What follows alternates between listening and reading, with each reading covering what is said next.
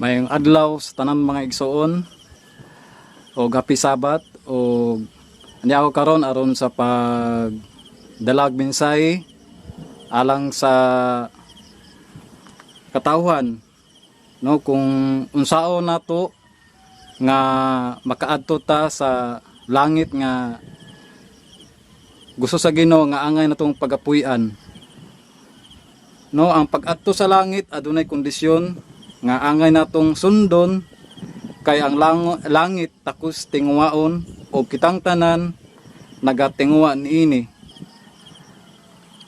Mga igsoon kita ga tinguwa no nga makaadto tag langit.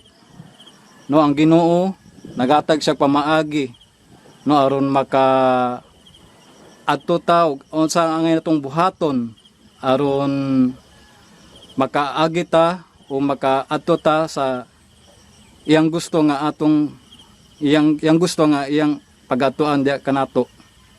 Labi na sa iyang gusto nga angay niyang sundo nato. Gusto sa Ginoo nga magbasa tag Biblia diya sa Pinadayag 1:3.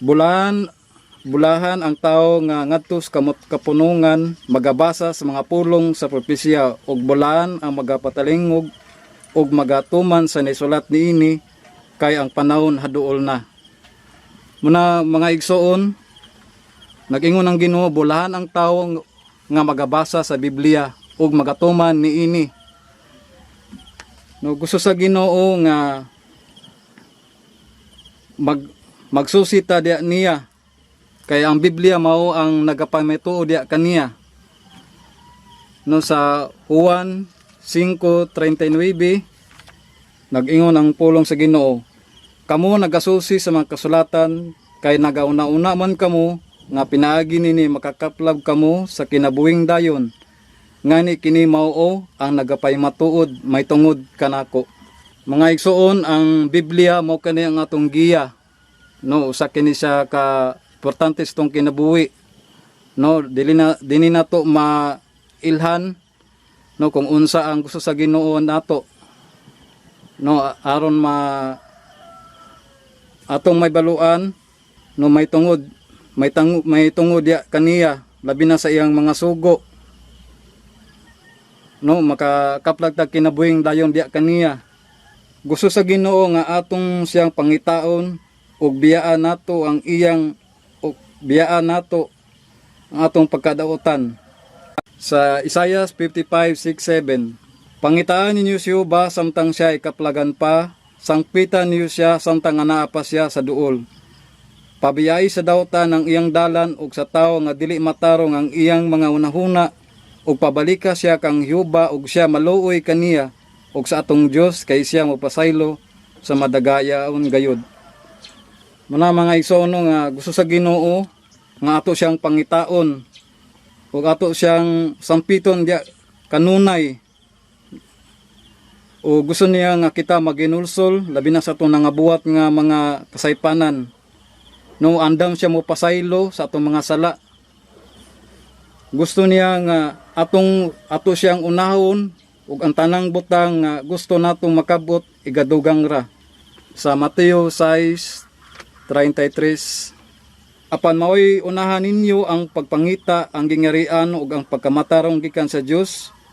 Unya kining tanang mga butanga igadugang ra kaninyo. Muni mga igsoon, kung atong unahon ang pagpangita, ang gingarian sa Dios, no, ang tanan natong mga gusto sa atong kinabuhi, labi na sa gusto pa natong reach out atong makuan goals tong kinabuhi, ihatag rin sa Ginoo no sobra pa.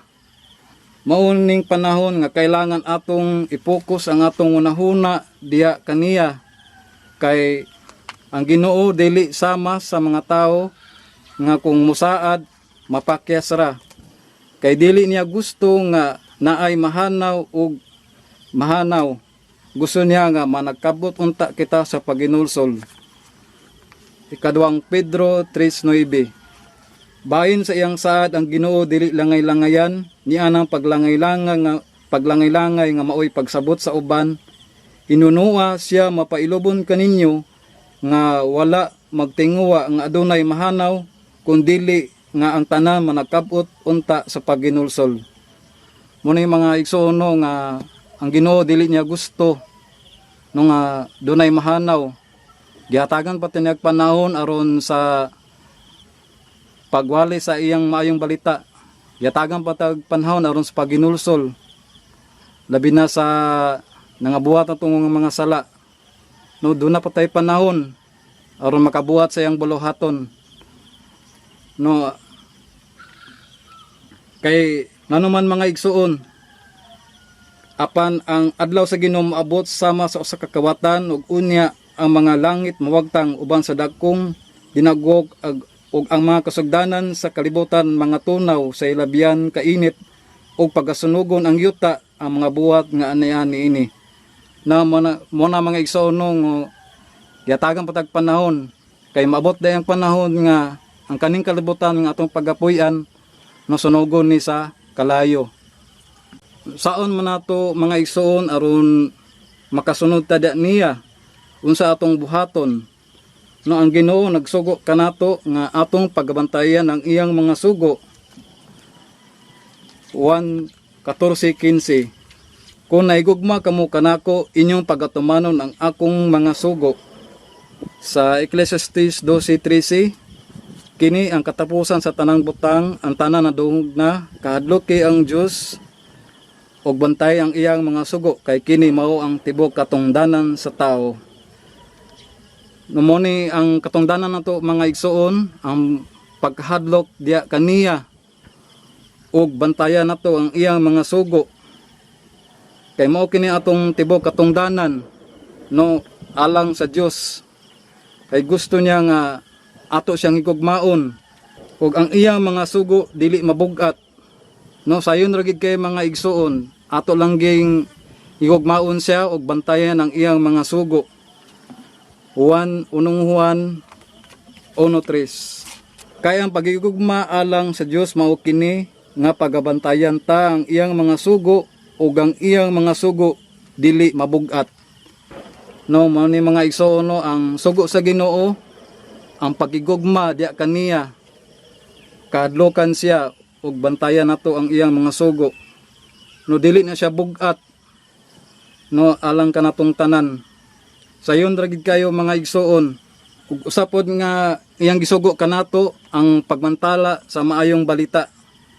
No, atong mabasa diya sa Mateo 28, versikulo 19 ug 20. Nag-ingon ang Ginoo, busa panlakaw kamo ug himuan ninyong mga tinun-an ang tanang kanasuran ug papamautismo kamo kanila sa ngalan sa Amahan ug sa Anak ug sa Espiritu Santo, nga magatudlo kanila sa pagtuman sa tanan nga akong gisugo kaninyo ug tanawa ako magauban kaninyo sa kanunay hangtod sa katapusan sa kapanahonan.